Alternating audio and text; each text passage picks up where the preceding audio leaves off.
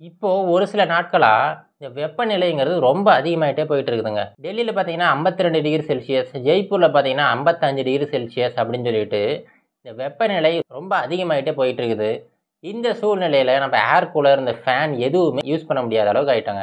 Air cooler வச்சா கூட வெளிய இருக்கிற எல்லா காத்துமே ரொம்ப சூடா இருக்கும்போது, அது எப்படி கூல் பண்ணும்? அந்த தண்ணியுமே சூடா தான் இருக்கு. இதுக்கு எல்லாத்துக்குமே தீர்வு காண்ற மாதிரி ஒரு சின்ன சொல்யூஷன் ஒண்ணு இருக்கு. அது என்னன்னா போர்ட்டபிள் ஏர் கண்டிஷனர். பொதுவா ஏர் கண்டிஷனர் வாங்கணும் அப்படின்னா, அதிகப்படியான செலவாகும். அது இல்லாம அத இன்ஸ்டால் பண்றது ரொம்ப கஷ்டம். அதுல 2 யூனிட் இருக்கும். அவுட்டோர் யூனிட் ஒண்ணு இருக்கும். இன்டோர் யூனிட் ஒண்ணு இருக்கும். அதுக்கு நம்ம செவுத்த ஓட்ட போடணும். நீங்க வந்து ஒரு டெனன்ட்டா இருந்தீங்கன்னா, அப்ப ஹவுஸ் ஓனர்ட்ட பர்மிஷன் வாங்கணும். இந்த மாதிரி பலவிதமான சிக்கல்கள் இருக்கு. இது எல்லாத்துக்குமே தீர்வு வர மாதிரி தான் இந்த போர்ட்டபிள் ஏர் கண்டிஷனர்ஸ் இருக்கு. இந்த போர்ட்டபிள் ஏர் கண்டிஷனர்ஸ் பார்த்தீங்கன்னா, ரொம்ப அதிகமான காம்ப்ளெக்ஸ் இன்ஸ்டாலேஷன்லாம் எதுவுமே கிடையாதுங்க. ரொம்ப சிம்பிளான இன்ஸ்டாலேஷன் தான்.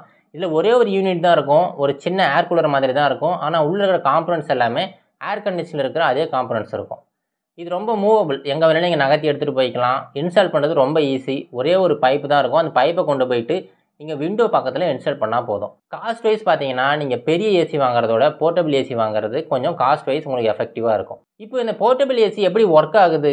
என்னென்ன விஷயங்கள்லாம் வச்சு நல்ல ஒரு போர்ட்டபிள் ஏசிய செலக்ட் பண்ணலாம் அப்படிங்கிற ஒரு டீட்டெயில்டான இன்ஃபர்மேஷன் இந்த வீடியோல பார்ப்போம். வெல்கம் டு தமிழ் சாளரம்.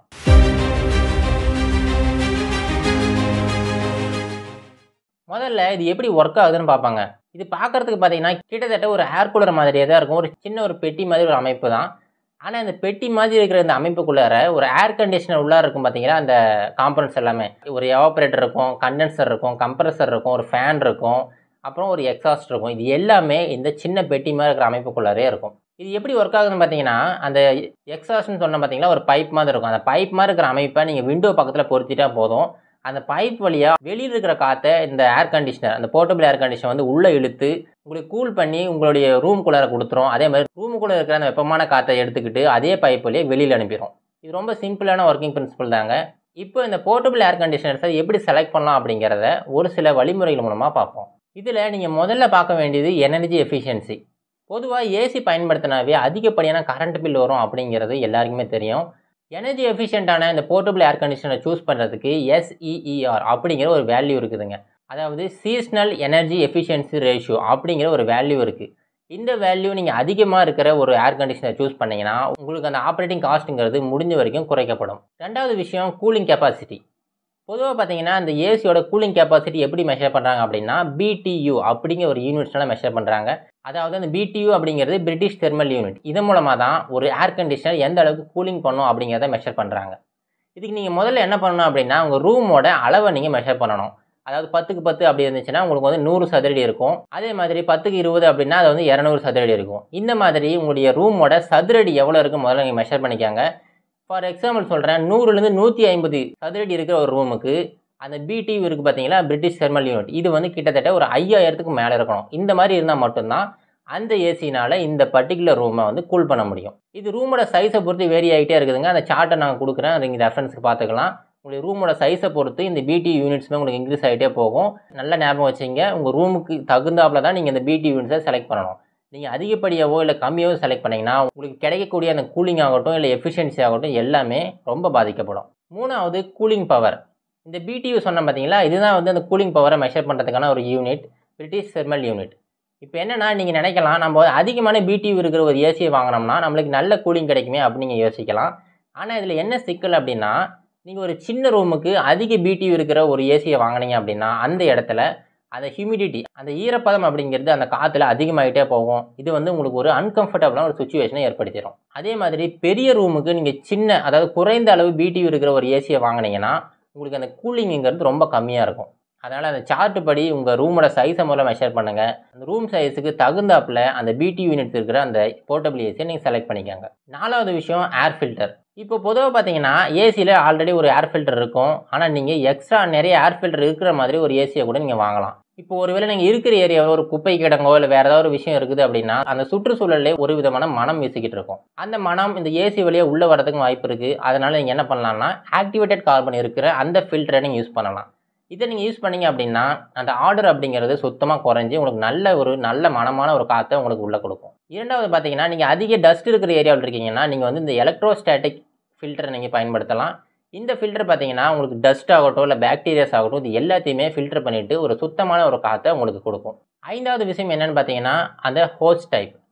இப்போ அந்த பொதுவா ஒரு போர்ட்டபிள் ஏர் கண்டிஷனர் எடுத்துக்கிட்டீங்கன்னா, அதன் வழியா ஒரு பைப் வரும். அந்த பைப்ப தான் நீங்க வந்து விண்டோ பக்கம் பொருத்துவீங்க.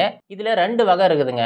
ஃபர்ஸ்ட் டைப் என்னன்னு பார்த்தீங்கன்னா, சிங்கிள் ஹோஸ் வர்றது. 2வது பார்த்தீங்கன்னா 2 ஹோஸ் வரும். என்ன வித்தியாசம் அப்டின்னா, சிங்கிள் ஹோஸ் வர்றதுல அந்த இன்லெட் அப்புறம் அவுட்லெட் 2மே ஒரே வழியா போகும். இதனால உங்களுக்கு எஃபிஷியன்சி அடி வாங்க ஆரம்பிச்சுரும். அதுவே 2 ஹோஸ் இருக்கிறத நீங்க செலக்ட் பண்ணீங்கன்னா, ஒரு ஹோஸ் வழியா ஏர் இன்டேக் இருக்கும். இன்னொரு ஹோஸ் வழியா அந்த வார்ம் ஏர் வந்து வெளியில போயிடும்.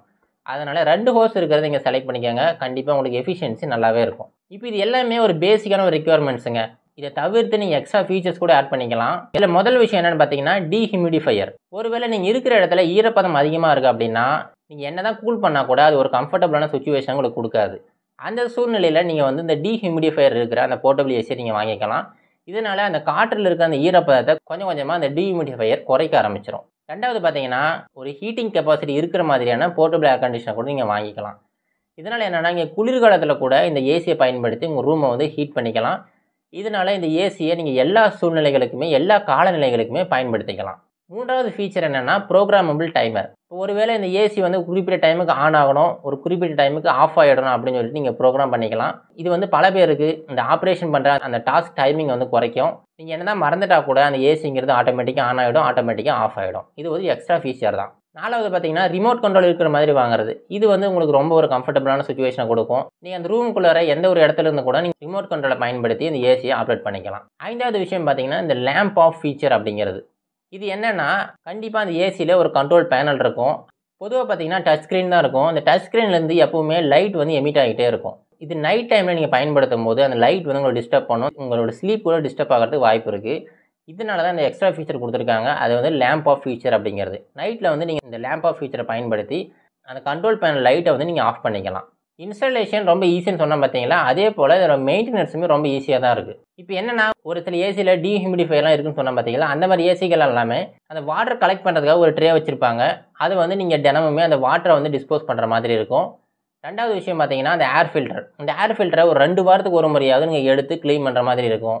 3வது விஷயம், தினமுமே ஒரு வெட் கிளாத் பயன்படுத்தி அந்த ஏசிய வந்து கம்ப்ளீட்டா தொடச்சு எடுத்துருங்க. இந்த மாதிரி ஒரு சில சின்ன சின்ன வழிமுறைகள் மூலமா நீங்க ரொம்ப ஈஸியா அத மெயின்டெயின் பண்ணிக்க முடியும். இப்போ இந்த வீடியோ மூலமா ஒரு போர்ட்டபிள் ஏசினா என்ன? அது எப்படி ஒர்க் ஆகுது? அது எப்படி செலக்ட் பண்ணலாம்? அப்படிங்கிற விஷயத்த எல்லாத்தையுமே பார்த்தோம். இப்போ உங்களுக்கு எந்த கம்பெனியோட ஏசி நல்லா இருக்கு அப்படின்னு உங்களுக்கு தேவைப்பட்டா கமெண்ட்ஸ்ல சொல்லுங்க. அதுக்கு தனியா ஒரு வீடியோ மேக் பண்ணி போடுறோம். இதோட இந்த வீடியோ முடிச்சுக்கலாங்க. மீண்டும் ஒரு நல்ல இன்ஃபர்மேஷன் மீண்டும் சந்திக்கிறேன். நன்றி, வணக்கம்.